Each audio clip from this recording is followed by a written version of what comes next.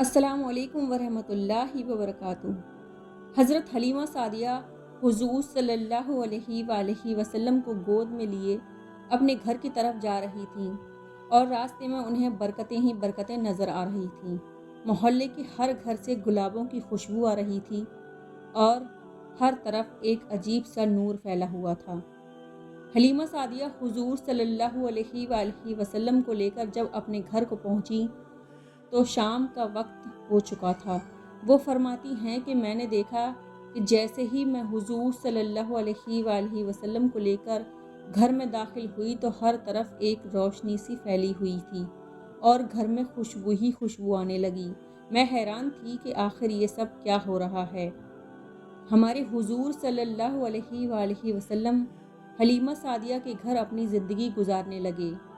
हुज़ूर सल्लल्लाहु अलैहि वसल्लम का चेहरा मुबारक ऐसे चमकता था जैसे 14वीं रात का चांद हो। जो भी हमारे नबी हुज़ूर सल्लल्लाहु अलैहि वसल्लम को देखता वो अपने दांतों तले उंगलियां दबा लेता था।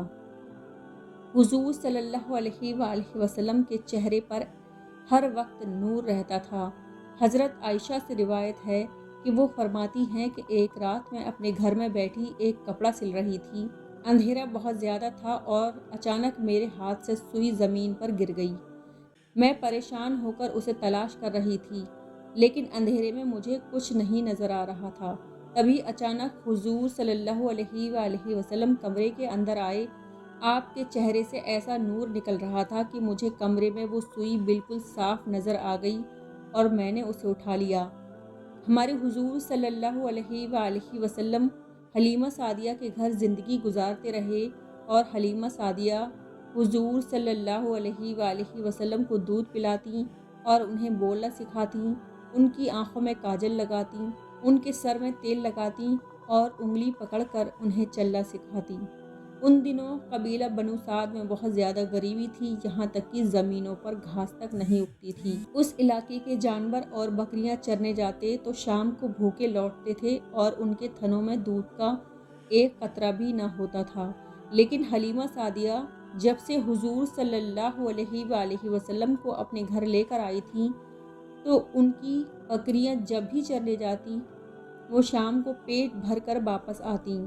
मोहल्ले के दूसरे लोग अपने चरवाहों पर गुस्सा होते कि तुम भी वहीं अपनी बकरियां चराया करो जहां हलीमा सादिया की बकरियां चरती हैं।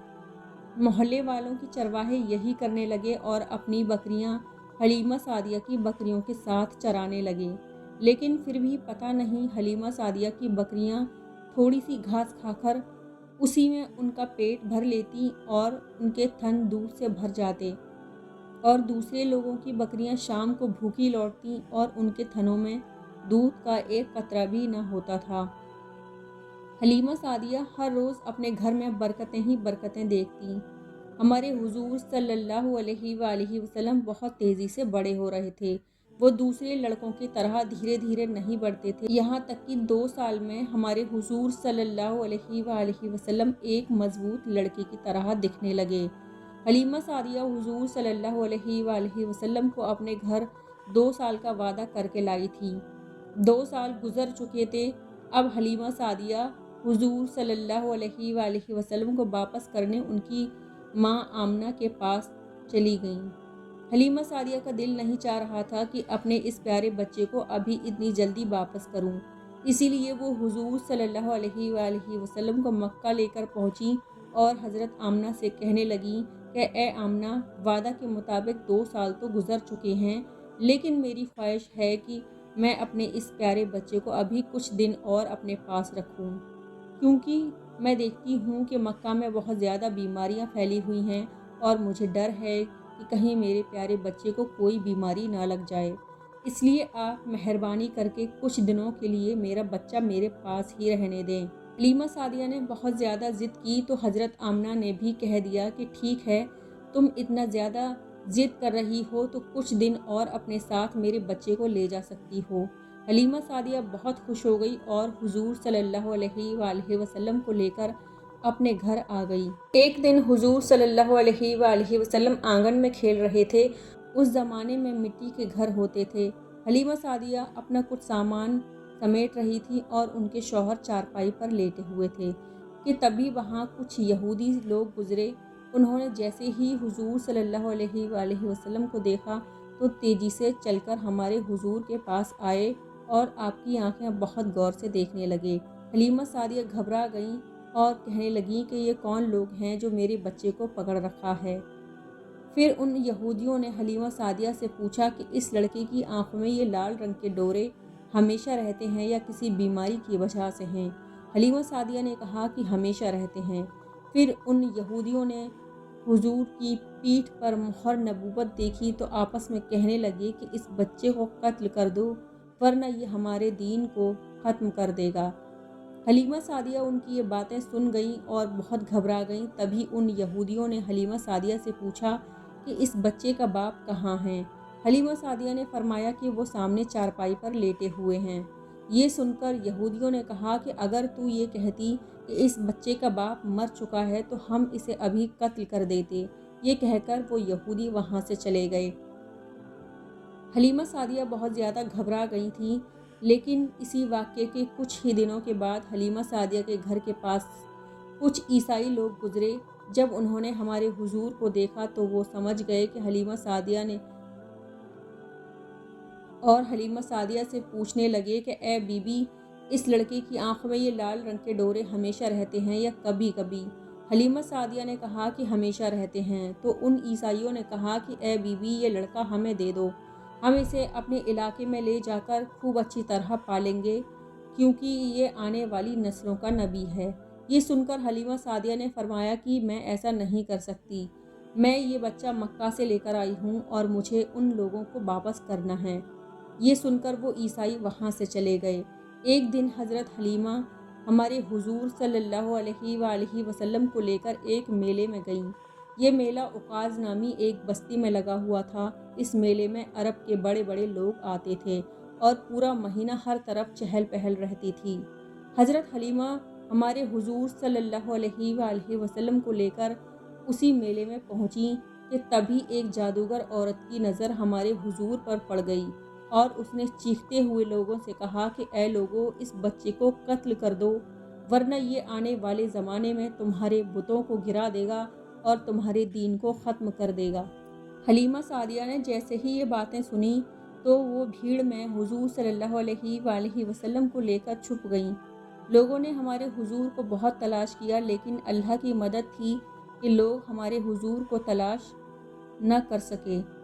हज़रत हलीमा तेज़ी से हुजूर सल्लल्लाहु अलैहि वसल्लम को वापस लिए अपने घर की तरफ जा रही थीं कि उनका गुज़र ज़िल हिजाज़ बस्ती से हुआ। यहाँ भी एक मेला लगा हुआ था। उस मेले में हर साल बहुत बड़ा जादूगर आकर बैठता था और लोगों को देखकर उसकी किस्मत बताता था।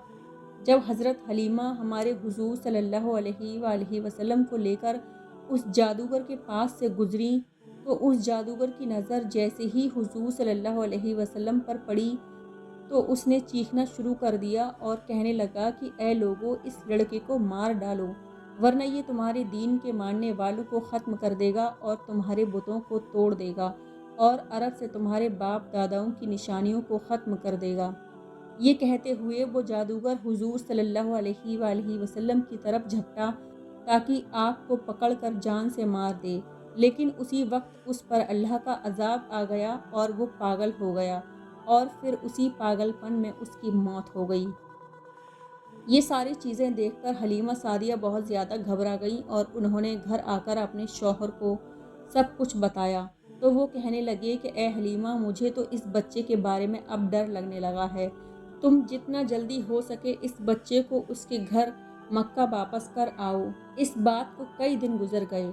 एक दिन हमारे हुजूर सल्लल्लाहु अलैहि वसल्लम ने अपनी माँ हलीमा सादिया से पूछा कि ए अम्मी जान, ये दिन भर मुझे अपना भाई अब्दुल्ला और अपनी बहन शीमा नज़र नहीं आती। वो दोनों दिन भर में कहाँ चले जाते हैं? तो हलीमा सादिया ने बताया कि बेटा, वो दोनों दिन में बकरियां चराने जाते हैं और शाम को वापस आते हैं।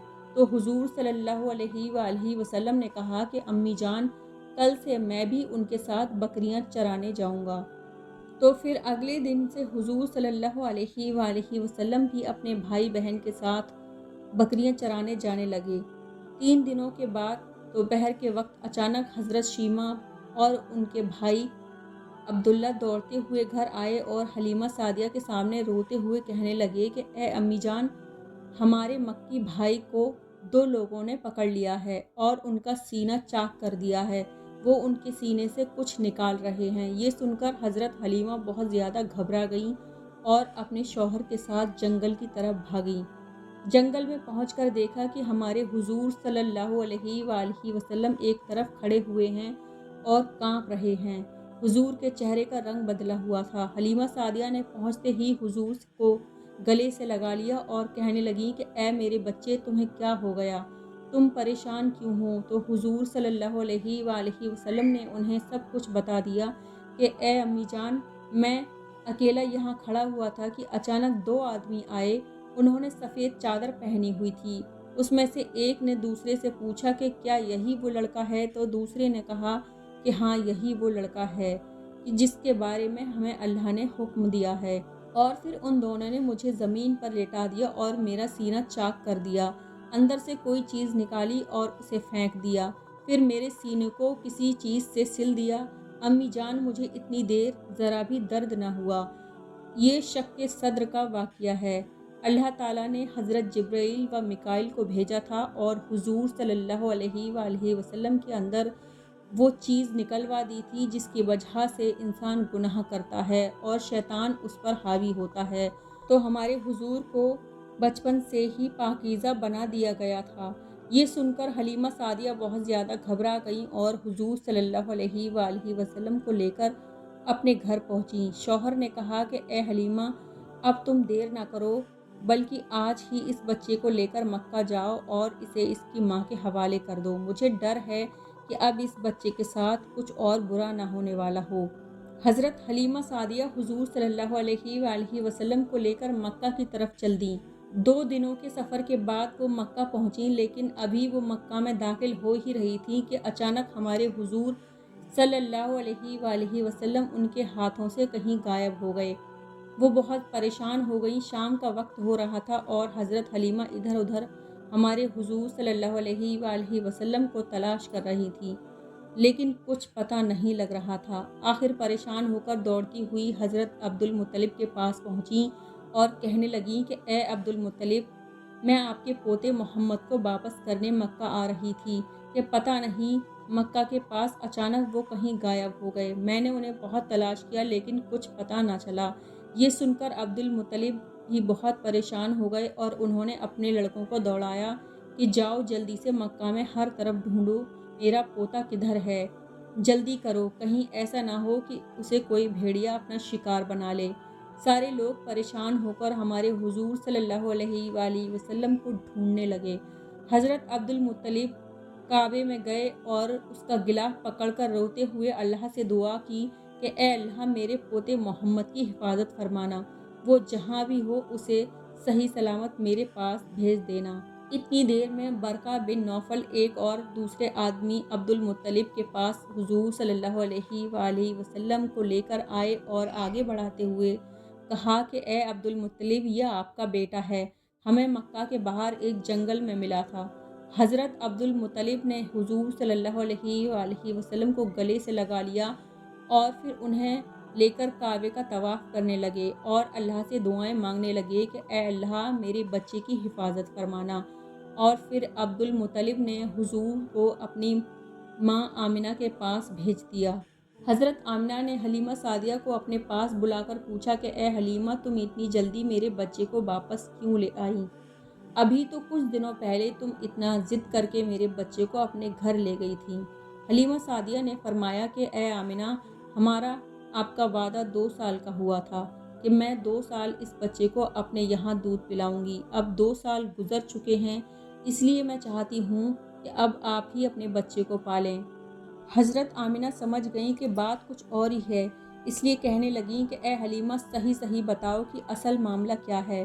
جب حضرت آمنہ نے بہت زیادہ کہا تو حلیمہ سعدیہ نے انہیں سب کچھ بتا دیا کہ کیسے جادوگروں نے قتل کرنے کو کہا تھا اور یہودیوں نے قتل کرنے کی کوشش کی تھی اور پھر آپ کے سینے کو چاک کر دیا تھا۔ حلیمہ سعدیہ یہ ساری باتیں بتاتی جا رہی تھیں اور رو رو کر کہہ رہی تھیں کہ مجھے ڈر لگ رہا ہے کہ کہیں میرے اس بچے کے ساتھ کچھ برا نہ ہو جائے۔ تو حضرت آمنہ نے کہا کہ اے حلیمہ، کیا تم میرے بچے پر شیطان سے ڈرتی ہو کہ کہیں شیطان میرے اس بچے کو کوئی نقصان نہ پہنچا دے؟ تو حضرت حلیمہ نے کہا کہ ہاں آمنہ، مجھے اسی بات کا ڈر لگتا ہے۔ تو حضرت آمنہ نے فرمایا کہ اے حلیمہ، ایسا ہرگز نہیں ہوگا۔ جب میرے اس بچے کی پیدائش ہو رہی تھی تو میں نے دیکھا کہ میرے اندر سے ایک نور نکلا ہے کہ جس نے ساری دنیا کو روشن کر دیا ہے۔ اور پھر حضرت آمنہ نے دائی حلیمہ کو پیدائش کے وقت کے سارے معجزے بتلائے اور فرمایا کہ اے حلیمہ، اب تم جا سکتی ہو، میں خود چاہتی ہوں کہ میرا پیارا بچہ اب میرے پاس آ جائے۔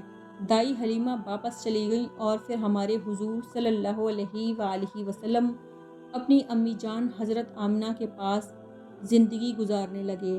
ویڈیو اگر اچھی لگی ہو تو اسے لائک کریں، شیئر کریں اور میرے چینل کو سبسکرائب کرنا نہ بھولیں۔ دعاؤں میں یاد رکھیں۔ اللہ حافظ۔